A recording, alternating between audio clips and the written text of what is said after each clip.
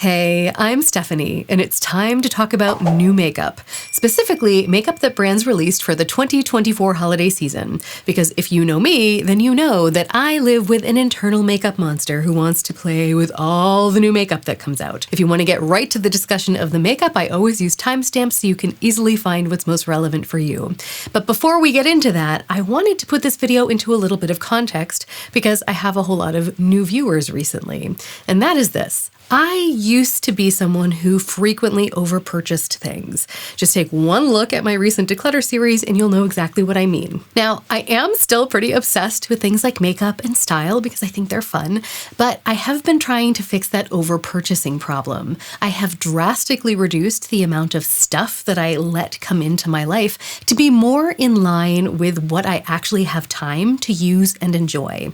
I call it Adagio beauty because it sounds kind of fancy and I like that, but also because a musical piece that's played at an adagio or slow tempo is one that is played slowly enough for the listener to enjoy each individual note. And that's exactly what I want to do with things like my makeup and the items in my closet. I want to make sure that I have enough time to enjoy each individual piece. And the only way that I can do that is to actually spend time enjoying what I already have instead of always searching for something new. Here's the problem I'm facing at the moment. The past several months have been extremely stressful, and the past 2 weeks have been particularly rotten. Now, that entire time, I was so busy and stressed and frazzled that my makeup monster just went into hibernation. I could not have been less interested in makeup. I didn't want to think about it, didn't want to buy it. I didn't even want to put it on, which says a lot because I enjoy applying makeup. It's like my morning moment of zen. But now, everything has come to a strange sort of standstill. There's suddenly time to wrestle with things like grief and loss and an uncertain future. Those things are kind of uncomfortable, so I'm suddenly feeling the urge to take refuge from them in retail therapy. Now, I don't know what it's like for other people, but for me, I don't think retail therapy has ever been all that good at making me really feel better, at least not in the long run, because it's never actually fixing the core of my problem. It's just giving me a dopamine kick to distract me from my problem and make me temporarily feel better. Not only does it not solve my core problems, but I also find that I make kind of dumb decisions when I'm shopping to self-soothe. A lot of times they're impulse buys, they're things I don't really need. Sometimes they're even so similar to something I already have that there's no way I would have bought it when I was in a logical state of mind. Usually, had I just given myself time, the urge to buy whatever that thing is would have simply passed. So today, as we look at these holiday releases, this is what I want to keep in mind. I want to remember all of the beautiful things that I already have. I want to honor my grief by feeling it and not by trying to cover it up with sparkly purchases. And I want to connect with you, because ultimately that's much more rewarding than buying makeup could ever be. So let's take a look at all of the makeup releases that are calling to me in this moment of weakness. I have them pulled up over here if you see me looking this way. And I'm going to try to use logic to convince myself not to buy these things. The first item I have pulled up is the Patrick Ta eyeshadow duos. Okay, first off, I know everyone has been up in arms about that $42 price point, and I can't blame them, especially because my past experience with Patrick Ta eyeshadows has been very hit or miss. His mattes, mwah, his cream shadows, mwah, but his sparkle shadows, 0 out of 10. They made my eyelids look like cauliflowers, and that is not what I'm into. So this release is all sparkles, and I was all set to write off these eyeshadows with the packaging that gets the fingerprints all over it and those dinky, unusable mirrors. But then I watched the reviews of this, and at least some of the shades seem to be an absolutely gorgeous formula. So I started wanting them. Despite their high price point, I have had these suckers in and out of my shopping cart more times than I can count. Specifically, still at the club, and do you know who I am?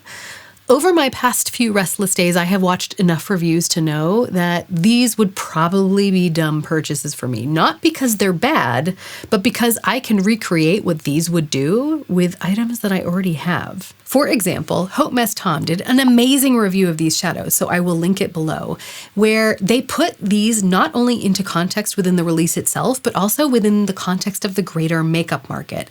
And they made these shadows look delectable. But they also swatched them next to a whole bunch of other shadows that also looked delectable. And one of those delectable dupes was something I already had. In fact, it is contained in one of my favorite palettes of all time, the Natasha Denona I Need a Nude palette. The shade Ella, when swatched, looks incredibly similar to Still at the Club. It is what I'm wearing on my eyes today, and I am quite pleased with it. My friend Colin, also linked below, sent me some amazing comparison swatches of those Patrick Ta eyeshadows swatched next to a bunch of things that I'm familiar with the finishes of, and they looked amazing. But that's not the issue here. I am not contesting how pretty those shadows are. The reality is there are always going to be pretty things for me to want, and believe me, with my makeup monster, I will want all of them. But I think I want them in theory, but probably not in practice, because they will distract me from enjoying what I already have. For example, the I Need a Nude palette. This was a palette that I wanted for so long, and then my mother got it for me as a gift. So not only is this a beautiful palette in and of itself, but it has happy memories attached to it.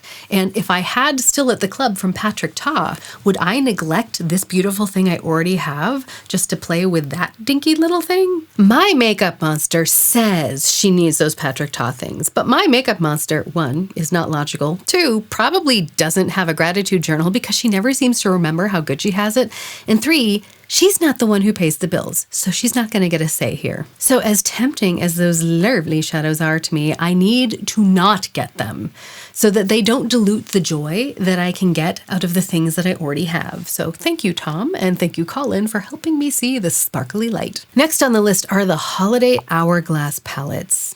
These catch my eye every year, but they never really tempt me anymore, thank goodness. Not because they're not lovely, because they certainly are.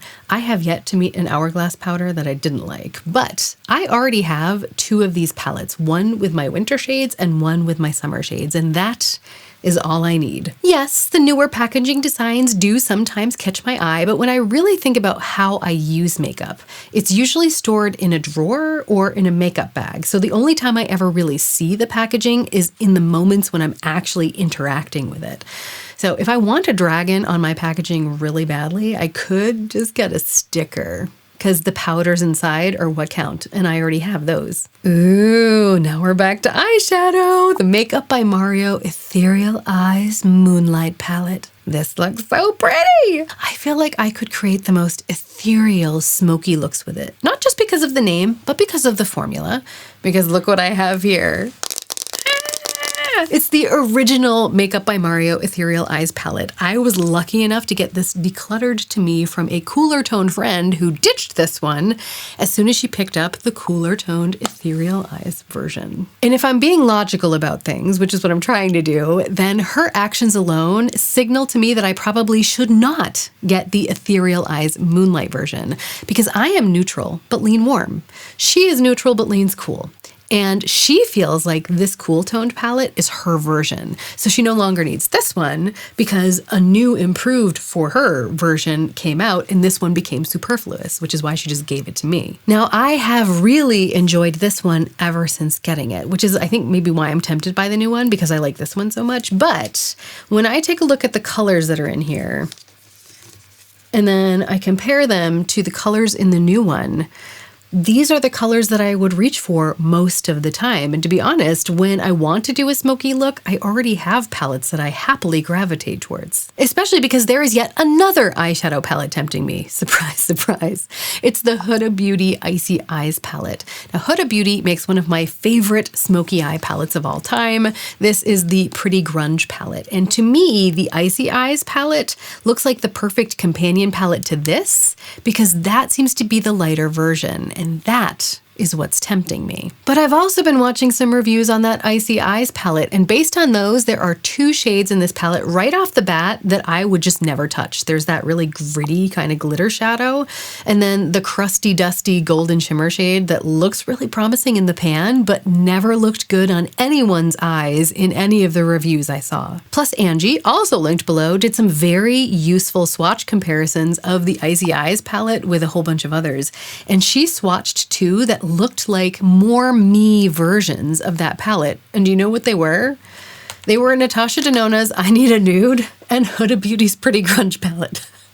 2 things that I already have. And these are apparently a better match for me because they looked more me in the comparisons. So I'm just finding it funny that I seem to want to buy the same thing over and over again. Isn't that the definition of insanity? Like doing the same thing over and over again, always expecting a different result? I don't know what I'm expecting to be different. I just know that I'm apparently insane. Now we come to the Prada Holiday Eyeshadow Quad in the shade Platinum. The very first thing that called to me from this palette was the burgundy and gold combination. I know burgundy's on trend this year, but I always do enjoy a good shade of burgundy, especially around my eyes, because I feel like that makes them look greener than they actually are. It's funny, my family all say I have blue eyes, my friends all say I have green eyes, they're my eyes, and I don't even know what color they are because I feel like I can change them at will depending on what I wear. If I wear purples and burgundies, I can kind of coax the green out of them, and if I wear peaches and oranges, then I can kind of coax the blue out of them. Depends on the day, I guess. So this palette would bring out the green, but it's not like I don't have other eyeshadows or even liners that would do the same thing, so why is my makeup monster so obsessed with this little gem? I think part of it is curiosity. I have yet to try anything from Prada Beauty's lineup, and my swatch goblin, who is my makeup monster's diabolical little cousin, really wants to get her phalanges into that thing. But that sort of curiosity can often be satisfied by just going to a store where I can swatch things. Because I think my makeup monster often puts things on a pedestal in her mind's eye. She believes the right eyeshadow will perform miracles when placed on my eyelids.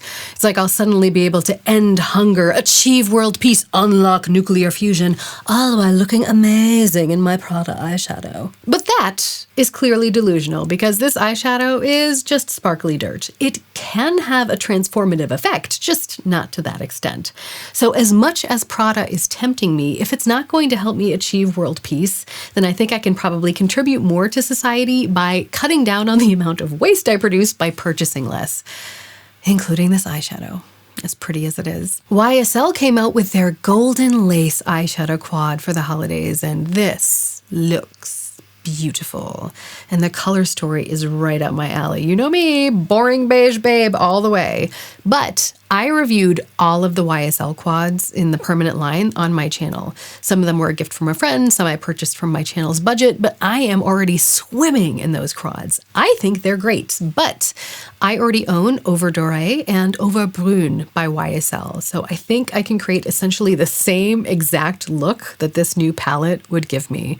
And even if I didn't have those, I have so much other makeup. I feel like anybody who owns a lot of eyeshadow could easily recreate the look that this quad would give them with what they already have. YSL also released their Loveshine lipstick in a very beautiful limited holiday edition packaging, but at least with their old formulas, they've since redone them, but their old formulas used an ingredient that really irritated my lips. I don't know which ingredient it was, I just know that my lips didn't like it.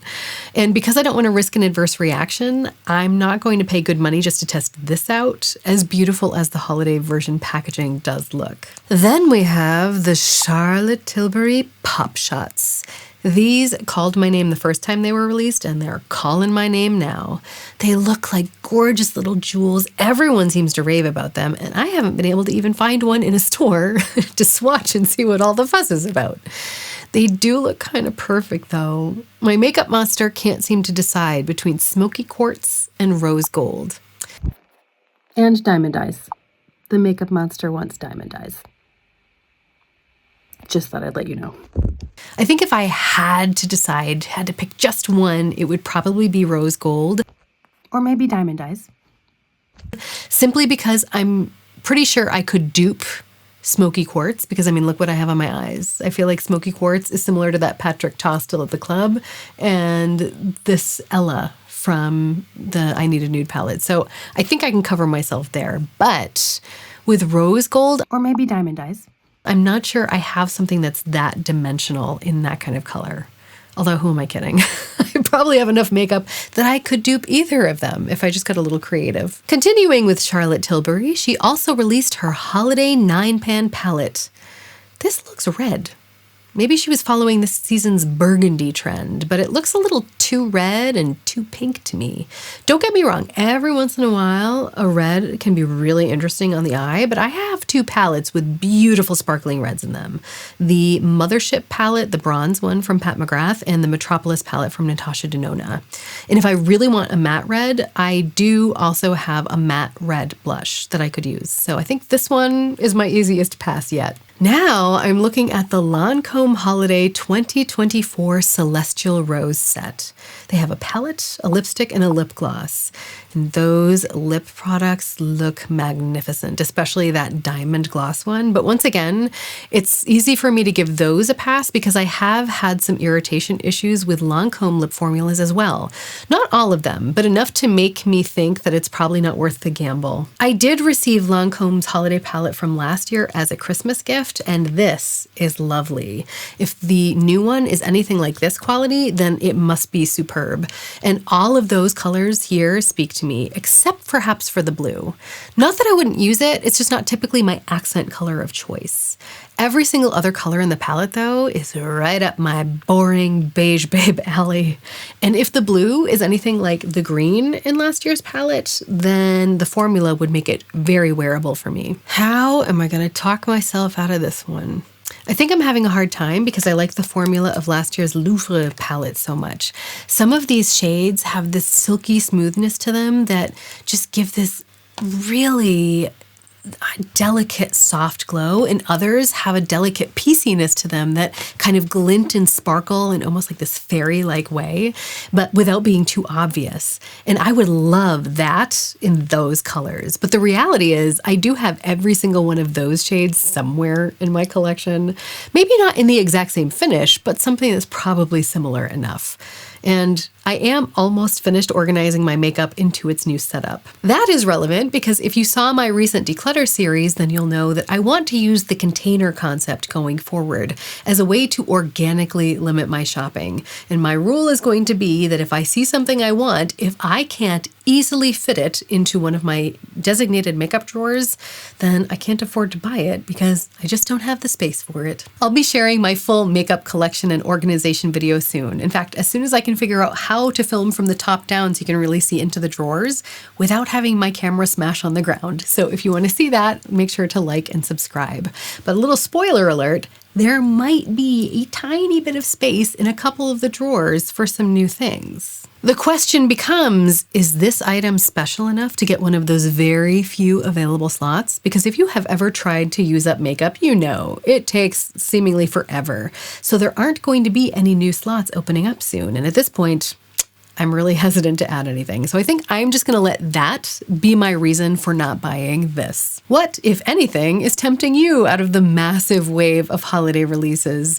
There were a lot of things I didn't have time to get to today, but we can always continue the discussion in the comments. You know I love to hear from you. Thanks for hanging out. If you enjoyed this video, please like, subscribe, all that jazz. But even if you don't, have a great week. And I hope we can all remember that even stumbling can be a form of moving forward. So let's stumble in style.